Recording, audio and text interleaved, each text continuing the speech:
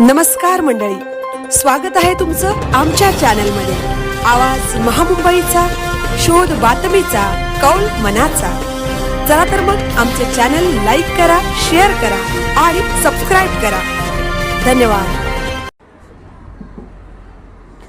सुसाट वेगाने व ओव्हरलोड जाणाऱ्या रेतींच्या वाहनांवर अंकुश कोण लावणार? श्रीनिवास इल्ते पवार यांनी नांदेड जिल्ह्याचे जिल्हाधिकारी व पोलीस महानिरीक्षक यांना दिले निवेदन।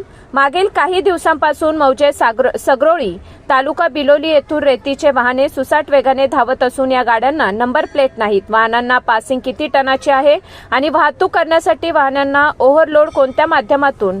देगलूर येथील तहसील कार्यालय उपजिल्हाधिकारी कार्यालयासमोरून सुसाट वेगाने धावत असलेल्या रेतीच्या वाहनांवर अंकुश कोण लावणार अशा अनेक समस्या निर्माण होतात। अशा समस्यांचा विचार करून शहापूर येथील सामाजिक कार्यकर्ते श्रीनिवास इल्ते पवार यांनी नांदेड येथील जिल्हाधिकारी व पोलीस महानिरीक्षक यांना निवेदन देऊन अशा प्रकारावर तात्काळ कारवाई करण्यात यावे, अन्यथा उपोषण करण्यात येईल असा इशारा दिला आहे। या निवेदनात म्हटले आहे की मागील काही दिवसांपासून रात्रंदिवस सुसाट वेगाने धावणारे किमान 100 गाड्यांचा ताफा घेऊन जातात आणि या वाहनधारकांजवळ रॉयल्टी भरलेली पावती नाही, तर काही वाहने एकाच रॉयल्टीवर 3 ते 4 चक्रा मारतात, परंतु यावर कुणाचाच अंकुश नाही। दिनांक 17 फेब्रुवारी 2026 रोजी सुद्धा निवेदन देण्यात आले असून त्या निवेदनाची दखल घेण्यात आली नाही। त्यामुळे आज दिनांक 26 फेब्रुवारी 2026 रोजी नांदेड जिल्ह्याचे जिल्हाधिकारी व नांदेड जिल्ह्याचे पोलीस महानिरीक्षक यांना निवेदन देण्यात आले आहे।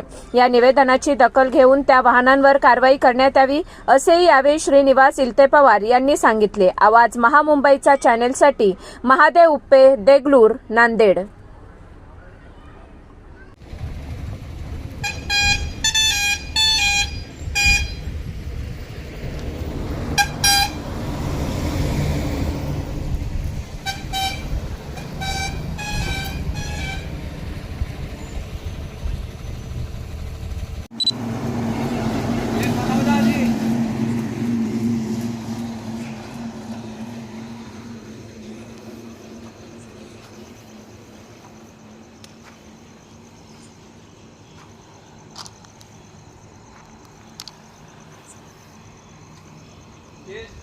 तेज और गिरवी